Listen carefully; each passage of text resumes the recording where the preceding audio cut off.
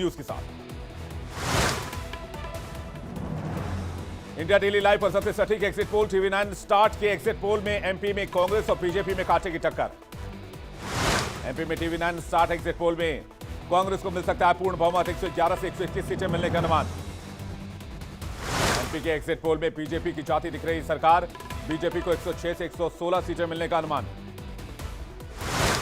India TV CNX के exit poll में मध्य प्रदेश में बीजेपी की सरकार बन सकती है, बीजेपी की सरकार को मिल सकती है 140 से 159 सीटें, कांग्रेस को 70 से 89 सीटें मिलने का अनुमान। इंडिया टीवी माई एक्सिस के सर्वे में छत्तीसगढ़ में कांग्रेस को बढ़त, कांग्रेस को छत्तीसगढ़ में 46 से 56 सीटें संभव। छत्तीसगढ़ में एक बार फिर बीजेपी को रहना पड़ सकता है सत्ता से दूर, इंडिया टीवी माई एक्सिस के सर्वे में बीजेपी को मिल सकती है 30 से 40 सीटें। 3 एग्जिट पोल में छत्तीसगढ़ में कांग्रेस की सरकार, आज तक इंडिया टीवी और TV9 के एग्जिट पोल में कांग्रेस सरकार को बहुमत की संभावना। आज तक एक्सिस माई इंडिया के सर्वे में भी छत्तीसगढ़ में कांग्रेस को बढ़त, कांग्रेस को छत्तीसगढ़ में 40 में से 50 सीटें संभव, बीजेपी को मिल सकती है 36 से 46 सीटें। एबीपी सी वोटर के एग्जिट पोल में छत्तीसगढ़ में कांग्रेस सरकार बनने के आसार, कांग्रेस को 41 से 53 सीटों का अनुमान, बीजेपी को 36 से 48 सीटें मिल सकती हैं। TV9 पोल स्टार्ट के एग्जिट पोल में राजस्थान में बदलती दिख रही है सत्ता, राजस्थान में बीजेपी की सरकार बन सकती है। TV9 पोल स्टार्ट के एग्जिट पोल में राजस्थान में बीजेपी को मिल सकती है 100 से 110 सीटें, कांग्रेस को 90 से 100 सीटों का अनुमान। टाइम्स नाउ नवभारत ETG के एग्जिट पोल में राजस्थान में बीजेपी को बड़ी बढ़त, बीजेपी को 108 से 128 सीटों का अनुमान, कांग्रेस को 56 से 72 सीटों का अनुमान। इंडिया टीवी CNX के एग्जिट पोल के मुताबिक तेलंगाना में बन सकती है कांग्रेस की सरकार, कांग्रेस को 63 से 79 सीटों का अनुमान, बीजेपी को मिल सकती है 2 से 4 सीटें, BRS को 31 से 47 सीटों का अनुमान।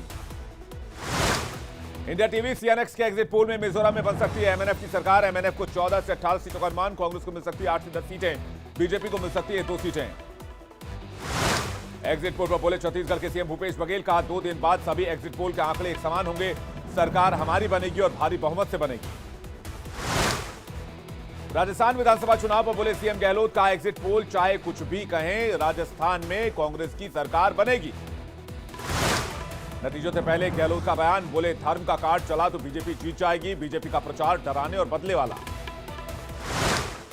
तेलंगाना में हुई बंपर वोटिंग, तेलंगाना में 64.23% मतदान। तेलंगाना के 119 विधानसभा सीटों पर मतदान खत्म, 3 दिसंबर को आएंगे अब नतीजे। तेलंगाना विधानसभा चुनाव में मतदान संपन्न, मतदान केंद्र पर ईवीएम और वीवीपैट मशीनों को सील किया गया। एमपी के खंडवा में सीएम शिवराज सिंह चौहान ने ओंकारेश्वर मंदिर में पूजा अर्चना की, परिवार के साथ बाबा ओंकारेश्वर दरबार में दर्शन किए। राजस्थान बीजेपी प्रदेश अध्यक्ष सीपी जोशी का बयान, का 135 से ज्यादा बीजेपी विधायक चुनाव जीतेंगे, हम बनाएंगे मजबूत सरकार। यूएई के 2 दिवसीय दौरे पर दुबई रवाना हुए पीएम मोदी, विश्व जलवायु सम्मेलन में हिस्सा लेंगे पीएम, कल शाम को लौटेंगे भारत। युवाओं को पीएम मोदी का तोहफा, 51,000 से ज्यादा युवाओं को वीडियो कॉन्फ्रेंसिंग के जरिए बांटा गया नियुक्ति पत्र। जाति को लेकर बोले प्रधानमंत्री मोदी, कहा मेरी सिर्फ 4 जातियां, गरीब, किसान, महिला और युवा। महिला स्वयं सहायता समूह को दिए जाएंगे 15,000 ड्रोन, स्वयं सहायता समूह को ड्रोन उड़ाने का प्रशिक्षण भी दिया जाएगा, पीएम ने की घोषणा। जोशीमठ के लिए R&R योजना को मिली मंजूरी, केंद्रीय गृह मंत्री अमित शाह की अध्यक्षता में बैठक, जोशीमठ के लिए 1,658.17 करोड़ रुपए की मंजूरी दी गई है। योगी सरकार की महिलाओं को बड़ी सौगात, 60 साल से ज्यादा उम्र वाली महिलाओं को रोडवेज में कर पाएंगे मुफ्त में सफर।